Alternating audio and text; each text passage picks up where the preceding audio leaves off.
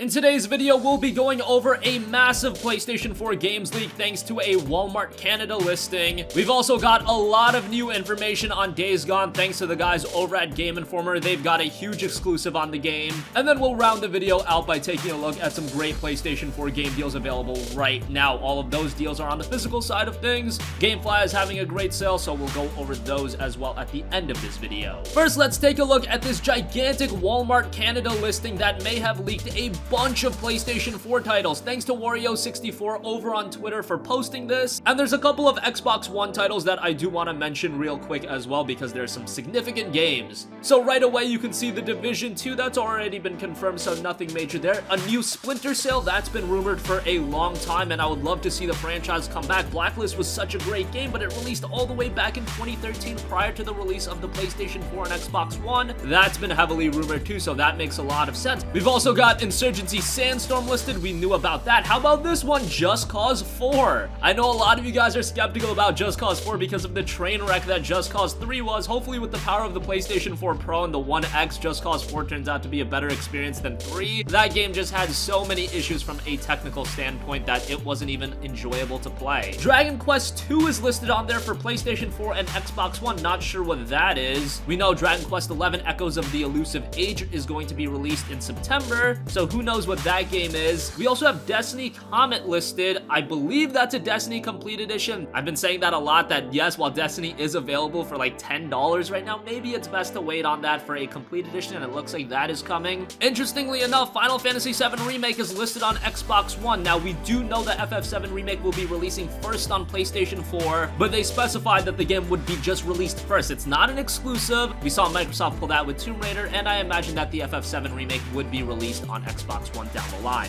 Another major title in Borderlands 3 is listed. I know a lot of you guys want that game. Borderlands 2 was released back in, what, 2012? We did get Borderlands, the pre-sequel, in 2014, but it's time that we see a brand new Borderlands game on the PlayStation 4. We do know that Gearbox is working on it, but now that it's being listed, maybe it's sooner than we expected. Lego DC Villains is on there, Beyond Good and Evil 2. How about an interesting one here? Rage 2. Yes, Rage 2. Rage was released back in 2010, a game published by Bethesda. A pretty good first-person shooter. Not perfect by any means, but technically it was a pretty good game. It looked great, and you know what? I'd like to see Rage make a comeback. This might be a game we see at E3 of this year, so stay tuned for that. And those seem to be the major games. You've also got a couple of sports titles like NBA 2K19 and WWE 2K19. You know that those are coming every year, so that's not too much of a shocker. We do also see Gears of War 5 listed, and interestingly enough, we have Forza Horizon 5 listed. That's gotta be a mistake. We're only up to Forza Horizon 3, I believe, so that doesn't quite make a lot of sense. Now, take this as rumor for now, but we've seen a lot of games be listed on major retail websites, and usually they do come to fruition. The games like Splinter Cell have been long rumored, and we do know that Borderlands 3 is in the works, so not a lot of shockers, but Rage 2 personally comes as a pretty big surprise. So a lot of games to be looking forward to. I imagine we see a ton of these announcements coming at E3 next month. And usually right after E3 is when all of these retailers and e-tailers post all these games on their websites, so it might just be someone jumped the gun a little bit too quickly.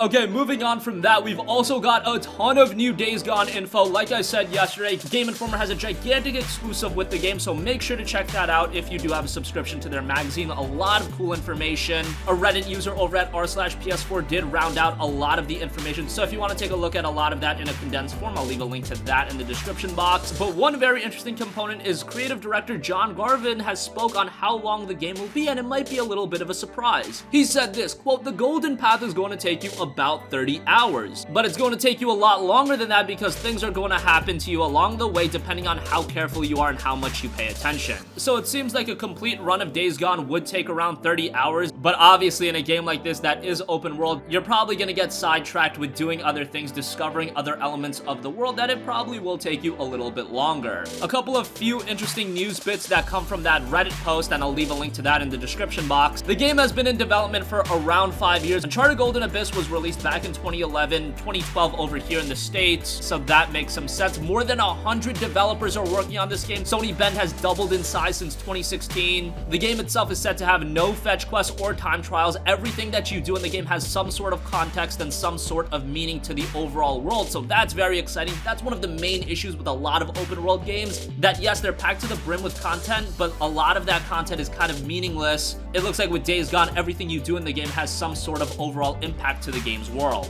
And also interesting, the zombie hordes that you'll face in the game, 300 is one of the smaller hordes. The E3 2016 demo had 500, so it might even go past that. It'll be interesting to see how this game holds up frame rate wise on the PlayStation 4. We obviously do know it'll take advantage of the Pro, so how it does on the base game will be very interesting. Can they get 500 zombies at once on a base PlayStation 4? That'll be interesting and definitely going to be a talking point after the game's released. And also, one last thing that I do want to mention is that the plot in Days Gone is said to be a survival plot, not a plot about finding a cure and saving everyone, but just strictly staying alive. So like I said, link to that post in the description box down below. Make sure you check out Game Informer if you want the super in-depth look. They've got a lot of great coverage, and I'll leave a link to that in the description box as well. And as most of you know, Days Gone does not yet have a release date. Originally, it was set to be released in 2018. It has been delayed until 2019. I imagine we'll see it sometime in the spring, since that's usually when Sony likes to release their heavy hitter. And finally, I do want to take a look at a couple of great PlayStation 4 game deals available right now. Over on Newegg, you can get Far Cry 5 for $40 flat, no GCU subscription required. Of course, you just have to use a promo code. We'll leave that in the description box down below. It looks like what I've been saying is coming to fruition already, in that Ubisoft has been slicing the prices of their games very quickly after release. We saw Assassin's Creed Origins, even though that was a great game and did very well commercially, get very cheap. And now Far Cry 5, just a little over a month after its release, a third of its price is already gone, and you can pick it up for just $40. I know some of you guys that are paying $59.99 for your games might be a little bit disappointed, but hey, these things are kind of easy to predict at this point, so it shouldn't be that big of an issue. Also, Gamefly is having a great sale on a lot of their games. Now, these games are of course used, but nonetheless some awesome deals available. Middle-earth Shadow of War is down to $19.99. That's a pretty good price on that. And how about this one? South Park: The Fractured But Whole is down to just $14.99. And I believe since it is Gamefly, you will get the code to redeem for South Park: The Stick of Truth, the PlayStation 4 version. So $14.99 for that is a really good game. That is another game that got cheap very quickly, and would you look at that, it's a Ubisoft title, so yeah. If you're not all too eager to check out Ubisoft games at the time of their release, waiting a few months is gonna seriously pay dividends, and you're gonna get games much cheaper.